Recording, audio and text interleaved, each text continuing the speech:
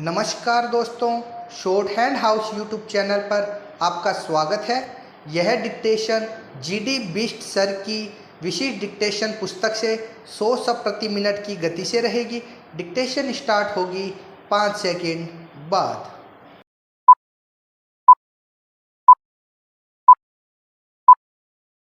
Start. श्रीमान, good governance का दूसरा पहलू है अकाउंटेबिलिटी।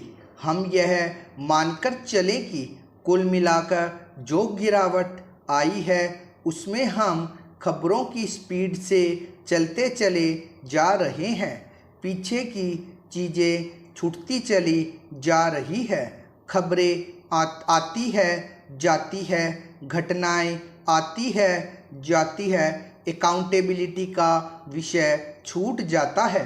हमने कोशिश की है कि अकाउंटेबिलिटी पर बल दिया जाए। मैं लगातार इन दिनों इंफ्रास्ट्रक्चर का रिव्यू कर रहा हूँ। इस सदन के सभी माननीय सदस्यों को आश्चर्य होगा कि 10-10, 20-20 साल से हमारे बड़े बड़े प्रोजेक्ट लटके पड़े हुए हैं। उनको या तो पर्यावरण वालों ने रोक दिया होगा या कोर्ट कचहरी ने रोक दिया होगा या स्थानीय कोई छोटी बॉडी होगी जैसे नगरपालिका, वह रोक कर बैठ गई होगी। यह इतने समय से रुका हुआ है। क्यों रुका हुआ है इसको कोई देखता नहीं, पूछता नहीं। कभी इसके आर्थिक कारण भी रहे होंगे, लेकिन 10-10, 20-20 साल से प्रोजेक्ट्स रुके हुए हैं। मैंने पिछले दिनों ऐसे करीब 300 प्रोजेक्ट्स को खुद पुनरीक्षण किया जिनकी कीमत करीब 15 लाख करोड़ रुपए है। मैं इस सदन को नम्रतापूर्वक कहता हूं कि छोटे छोटे संकटों में फंसे हुए वे सारे प्रोजेक्ट्स 15-20 साल पुराने स्टॉल प्रोजेक्ट्स आज चालू हो गए हैं।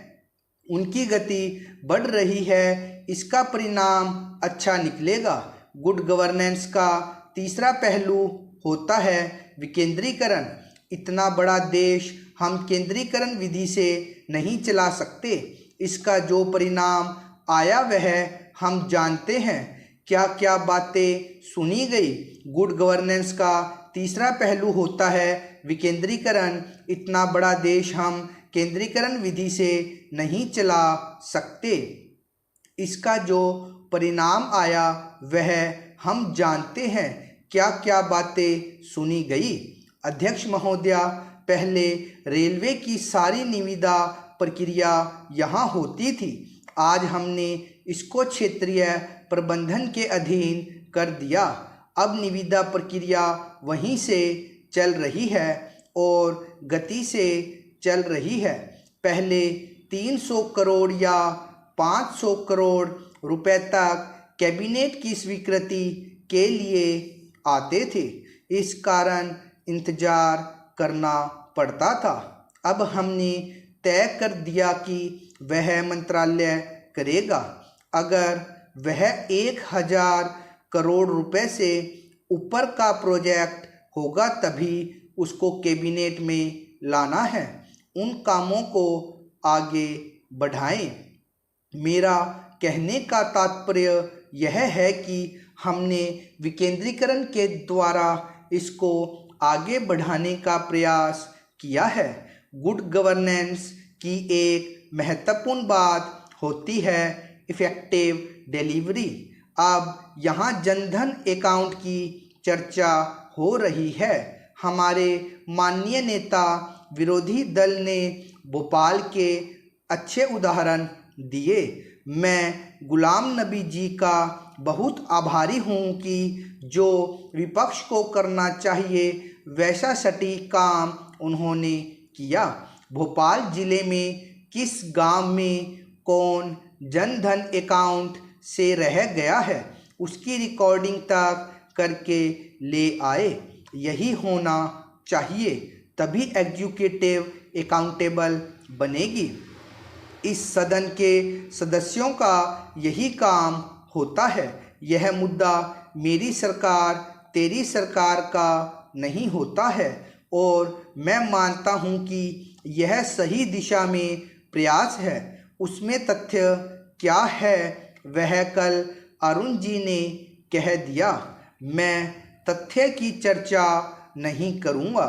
मैं इस प्रयास को अच्छा मानता हूँ क्योंकि कभी कभार नीचे की व्यवस्था से खबर आती है और हम मान लेते हैं, लेकिन विपक्ष सजग रहा। उसने देखा और इतनी मेहनत की। अगर सत्ता में इतनी मेहनत की होती तो जनधन अकाउंट का काम मुझे करना ही नहीं पड़ता। आपने माइक्रोस्कोप लेकर देखा कि मोदी कह रहा है जनधन है। देखो यार, कहीं तो कोने में कोई होगा। आप माइक्रोस्कोप लेकर निकले, लेकिन आपने इतने साल माइक्रोस्कोप नहीं, अगर दोहरे नज़रिए से देखकर भी काम किया होता तो आज यह मेहनत करना मेरे जिम्मे नहीं आता। आज आप माइक्रोस्कोप लेकर घूम रहे हो। अच्छा होता जब सत्ता में थे तो अच्छा होता कि दोहरे नज़रिए से ही देखकर काम का निपटारा करने का प्रयास किया होता। हमारे सीताराम जी ने एक विषय छेड़ा था। उन्होंने कहा था कि निर्धारित सब्सिडी के नाम पर आप सब्सिडी कम कर रहे हों। वैसे यह उनके नेचर का विषय नहीं है, लेकिन उन्होंने क्यों बोल दिया यह समझ में नहीं आता है। हो सकता है पॉलिटिक्स में कुछ चीज़ें करनी भी पड़ती है। मैं चंडीगढ़ शहर का एक उदाहरण देना चाहता हूँ। चंडीगढ़ शहर में ज़्यादातर घरों में बिजली है, ज़्यादातर घरों में गैस कनेक्शंस है। उसके बावजूद वहाँ 30 लाख लीटर केरोसिन जाता था, जबकि वहाँ उसका कोई उपयोग नहीं था। वहाँ ऐसे कुछ परिवार थे जिनके पास गैस नहीं थी। शायद उनको ज़रूरत होगी 30 लाख लीटर केरोसिन की। हमने सोचा कि ज़रा हम योजना को लागू करें। हमने सर्वे किया, गैस कनेक्शंस का डाटा कलेक्ट किया। कुछ परिवार रह गए जिनके पास गैस कनेक्शन नहीं था, तो हमने एक अभियान चलाया है जो आने वाले कुछ दिनों में शायद पूरा हो जाएगा। वहाँ जो 30 लाख लीटर केरोसिन जाता था वह धन्ना सेठों द्वारा बाजार में चला जाता था, पूंजीपतियों के पास चला जाता था और वे पूंजीपति लोग उसकी ब्लैक मार्केट करते थे, डीजल में मिक्स करते थे, पर्यावरण को बर्बाद करते थे। टारगेटेड सब्सिडी का परिणाम यह हुआ है कि धन्ना सेठों और पूंजीपतियों के हाथों में जो 30 लाख लीटर केरोसिन जाता था उनमें से बहुत सा तो बंद हो गया, बाकी भी अब बंद हो जाएगा और इसके कारण देश की करोड़ों रुपए की सब्सिडी बचेगी। तीसरा, इससे देश को इंपोर्ट करने में भी राहत मिल जाएगी। मेरे कहने का तात्पर्य यह है कि हम जो टेक्नोलॉजी के माध्यम से इस काम को कर रहे हैं, इससे सब्सिडी सही व्यक्ति को मिले, नियम से जितनी मिलनी चाहिए उतनी मिले, समय पर मिले। इस दिशा में यह हमारा एक प्रयास है। यह रुपए बचाने का खेल नहीं है, यह व्यवस्था में पारदर्शिता लाने का, लीकेज बंद करने का, दलालों को निकालने का एक उत्तम प्रकार का प्रयास है। अगर उसमें भी कुछ कमियां हैं तो ठीक करनी है और आप लोगों का उसमें सहयोग मिलेगा। कहीं से भी जानकारी मिलेगी तो उसको ठीक करने में सुविधा बढ़ेगी।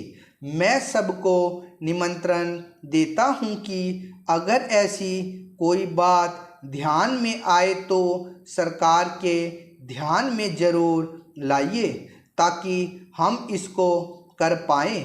माननीय गुलाम नबी आज़ाद जी ने एक विषय स्किल डेवलपमेंट का निकाला।